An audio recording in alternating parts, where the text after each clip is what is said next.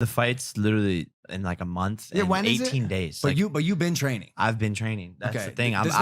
Does Nate fucking Robinson know this? He doesn't know what he's getting himself into. He doesn't idea. get it. He thinks it's like I had my first like press phone call with him this morning, like an hour ago, and he just doesn't know what he's getting himself into. He thinks that it's like athleticism, and I'm a world-class athlete. I'm one of the best athletes in the world. And within 10 minutes on the phone call, I got inside of his head. Like, he doesn't know about the shit talking. He doesn't know about sparring. Like, you can't learn to fight in a month and 18 days, unfortunately. It's impossible. It's impossible. I don't care how good of an athlete you are. I think he's way in over his head. I honestly think him taking this fight is fucking silly. I would not be surprised if he backs out. Because, dude, there's no feeling like someone trying to fucking destroy you and getting hit in the head over and over and over, being knocked unconscious on a canvas and having to get back up. I actually think the no crowd works in his favor. Yeah, 100%. Because when I remember in our first fight, when it was in front of 25,000 people, there was so much adrenaline dump because the crowd was just yelling, and that's something that, you know, people you can't train for that or get used to that. But even still, like, I was clowning him on the phone call because he's talking about all this shit, and I'm like, yo, you're training videos on Instagram, you're wearing Jordans. Like, buy yourself a pair of boxing shoes, buddy, with all that NBA money, and fucking train, dude. Because, like, not only have I been training, but I'm very talented at the sport, and it's not a joke once the 10-ounce gloves come on and once you get hit in the face. No, it's not a joke. It's not fun. It's not fun at all. It's a very scary reality of like losing. Again, you go dark for a second. Time of your life is stripped from you when you're knocked out, which Nate Robinson, I'm confident, will be. I commented on your Instagram post. I'd be surprised if he makes it past round one. And that's what I told him on the call. And he's like, no, you're lying. You're not doing this. You're not doing that. And this is where I just put my hands up, and I'm just like, guess what I said last fight?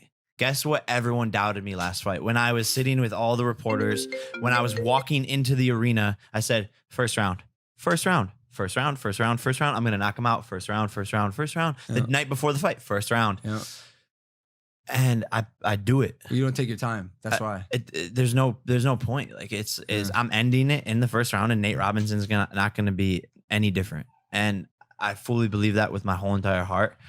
And we'll just see what happens. I prove myself in this. I've proven myself in this sport a number of times now. So when I say some shit, like, I think it deserves more respect than what people have been giving me, or what people think is going to happen. Like, I'm not just saying shit just to say shit anymore. I'm not just like talking shit to build up a fight. I think like why that happens is because in this kind of new era of the sport where you have, you know, listen, like, no matter, you fought 2 fights, right? Two fights now, 2-0.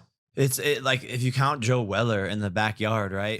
Let's not count. But I think like until you get like a solid portfolio under you, like a very solid portfolio, it's really, I mean, it can go any way. Yeah. It can go any way. Like, you've got entertainers fighting professional athletes. You've got YouTubers fighting TikTokers now. Like, I think people are going to have their doubts until you get to a point where you deliver. Like, people are still saying every fucking time Ryan Garcia walks into the ring, he's capping. He ain't going to get it done. He's 21-0. True. And and by the way, this is not new. This has happened since the beginning of sports. So, like, of course it's going to take you a little bit of time to prove yourself beyond 2-0. You know what I'm saying? What is this guy's portfolio look like? Why does he feel like he could step in the ring against a boxer, like, just because he played? Is this AB but for basketball? He's 5'9" and he won the dunk contest 3 times. He's a superior athlete. Yeah. He's fat. I expect him to be fast.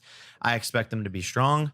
But unfortunately, and we know this from wrestling, you can have as much strength as you want in wrestling or boxing. You could be as fast as you want in wrestling and boxing. If you have the technique, that's all that matters. And I on the phone call, I was like, he's like, I'm an athlete. You haven't faced any athletes before. These are all YouTuber bums. And I go, look at Tyson Fury versus Deontay Wilder. Who is more athletic, and what happened there? Yeah. This sport isn't about being athletic. Yes, it helps. It's a cherry on top. This sport's about experience and technique. You can't and you can't learn that shit in a month and a half. And that's something he's just gonna go to sleep in. And he's watching this right now. It's gonna haunt him in his sleep. The night before the fight, he's gonna be shitting himself. It's gotta be embarrassing. You're 23, 24? 23. 23. And he's an ex-retired NBA star. And he's gonna get dropped by a YouTuber. I think underestimating you will be the biggest mistake he's made in his life.